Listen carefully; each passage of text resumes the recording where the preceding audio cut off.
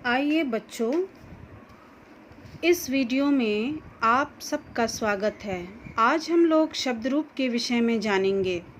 संस्कृत भाषा की अनेक विशेषताओं में एक विशेषता यह भी है कि शब्दों के साथ कारक चिन्ह जुड़कर नए नए शब्दों का निर्माण करते हैं, जबकि हिंदी में कारक चिन्ह शब्द में ना जुड़कर अलग से लिखे जाते हैं। संस्कृत में 7 विभक्तियाँ होती है, जैसे प्रथमा, द्वितीया, तृतीया, चतुर्थी, पंचमी, षष्ठी, सप्तमी, संबोधन। यानी यहाँ 7 विभक्तियाँ दिखाई गई हैं। संबोधन विभक्ति नहीं होता है, बल्कि ये कर्ता में ही शामिल होता है, यानी ये अलग से विभक्ति ना होकर के प्रथमा विभक्ति में जाता है। तो विभक्तियाँ 7 हैं और संबोधन प्रथमा में शामिल है, इसलिए 8 विभक्ति ना बोल करके हम हमेशा याद रखेंगे कि संस्कृत में 7 विभक्तियाँ होती हैं। प्रत्येक विभक्ति में 3 वचन होते हैं, यानी एक वचन, द्विवचन और बहुवचन। तो आज हम लोग सबसे पहले अकारांत पुल्लिंग शब्द का रूप पढ़ेंगे। अकारांत यानी अ से अंत होने वाले पुल्लिंग शब्द। जैसे यहाँ छात्र शब्द सुनाई पड़ रहा है, त्र, छात्र। त्र में अंत में अ सुनाई पड़ रहा है, यानी ये अकारांत पुल्लिंग शब्द है। और छात्र पुल्लिंग शब्द यानी पुरुष जाति का बोध करा रहा है, तो छात्र पुल्लिंग शब्द हुआ। एक वचन विभक्ति 3 वचन में चलती है। हर एक विभक्ति जो है 3-3 वचनों में चलेगी, यानी एक वचन जहाँ एक संख्या का बोध होगा, द्विवचन में जहाँ 2 संख्याओं का बोध हो, और 2 से अधिक संख्याओं के होने पर बहुवचन में शामिल किया जाता है। तो अब हम लोग आएंगे विभक्ति प्रथमा विभक्ति में। अब हम लोग रूप देखेंगे छात्र का। तो प्रथमा विभक्ति छात्रः, छात्रौ, छात्राः, यानी एक छात्र, 2 छात्र और अनेक छात्र। द्वितीया छात्रं, छात्रौ, छात्रान्।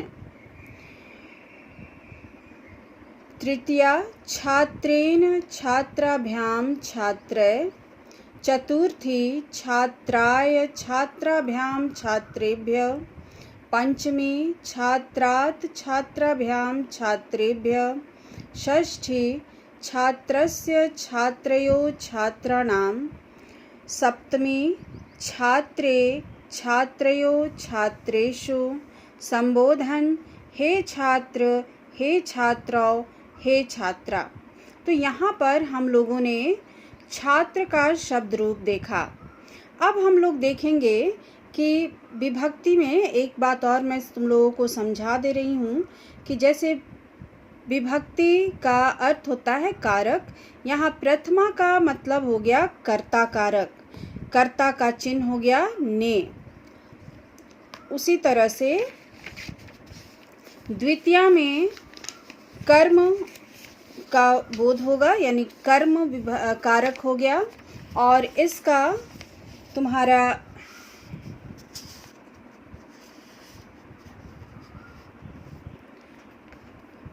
कर्म, द्वितीया में कर्म है जिसका चिन्ह है को। उसी तरह तृतीया में करण कारक से अथवा के द्वारा। चतुर्थी में संप्रदान यानी के लिए या प्रदान करना। फिर है पंचमी, पंचमी में तुम्हारा हो गया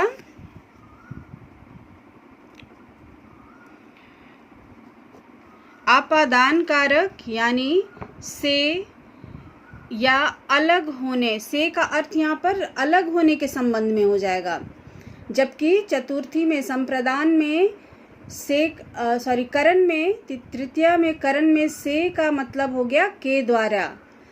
अब हम लोग आएंगे षष्ठी। षष्ठी में संबंध का, के, की, रा, रे, री। सप्तमी अधिकरण जिसका चिन्ह है में और पर। संबोधन ये फिर से ये कर्ता का भाग हो जाता है, ये कर्ता में शामिल है, लेकिन इसका चिन्ह है हे, अरे और अहो। तो संबोधन विभक्ति नहीं होकर के कर्ता में ही शामिल, प्रथमा में ही शामिल है, लेकिन इसका चिन्ह हम लोग याद रखेंगे हे, अरे और अहो।